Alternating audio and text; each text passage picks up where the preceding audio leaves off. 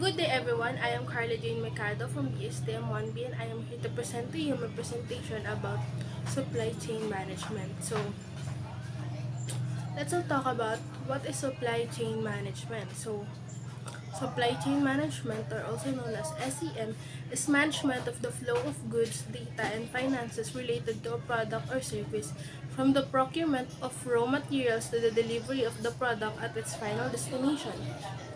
So, SEM can also extend to the activities around global trade such as the management of global suppliers and multinational production processes. So, what is the history of supply chain management? Supply chains have existed since ancient times, beginning with the very first product or service created and sold. With the advent of industrialization, SCM became more sophisticated, allowing companies to do a more efficient job of producing and delivering goods and services. For example, Henry Ford's standardization of automobile parts was a game changer that allowed for the mass production of goods to meet the demands of a growing customer base. However, for generations, SCM essentially remained a linear, siloed function that was managed by supply chain specialists. The internet, technology innovation, and the explosion of the demand-driven global economy has changed all that. Today's supply chain is no longer a linear entity. Rather, it's a complex collection of disparate networks that can be accessed 24 hours a day. At the center of these networks are consumers expecting their orders to be fulfilled when they want them the way they want them.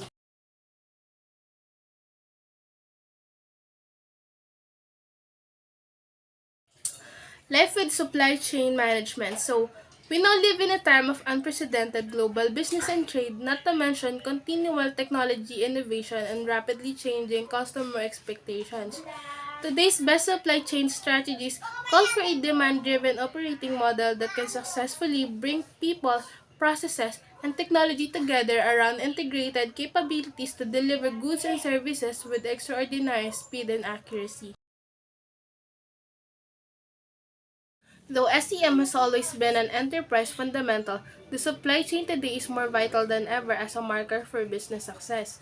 Companies that can effectively manage their supply chain to adapt to today's volatile and ever-changing technology-driven business environment are the ones that will survive and thrive. Today's SEM is all about the customer. SEM has historically been about increasing efficiency and reducing costs. Although those needs haven't changed, what has changed is that the customer is now playing a front and center role in the setting SEM priorities. It's been said that the customer experiences live and die in the supply chain. Customers' loyalty is predicated to an enterprise being able to quickly and accurately fulfill customers' expectations. Raw materials, manufacturing, logistics, and trade and other management must all be coordinated to get a given item to the customer within a reasonable time frame.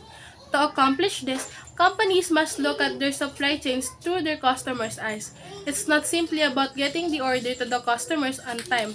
It's about doing everything at the right time before, during, and after order delivery.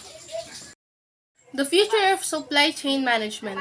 The supply chain of the future is all about the responsiveness and the customer's experience understood and managed within a network rather than a linear model. Every node of the network must be attuned and flexible to the needs of the consumer while also being capable of addressing factors such as sourcing, trade policies, modes of shipment, and more. Advanced technology will increasingly be used to improve transparency and visibility throughout this network, as well as to further enable the connectivity and SCM utilization. The entire SCM planning function will become more intelligent to take consumer demands into account. The ability to adapt will be a mandate. In the past, supply chain planning has been a periodic business exercise. Heading into the future, it will be continuous. Future SCM systems will also bring a tighter alignment between planning and execution, which is not the current state for the most enterprises. The need for speed and accuracy in SCM is only going to increase. Make sure your supply chain is ready for the future by supporting it with an intelligent SCM system. And that would be the end of my presentation. Thank you for listening and God bless.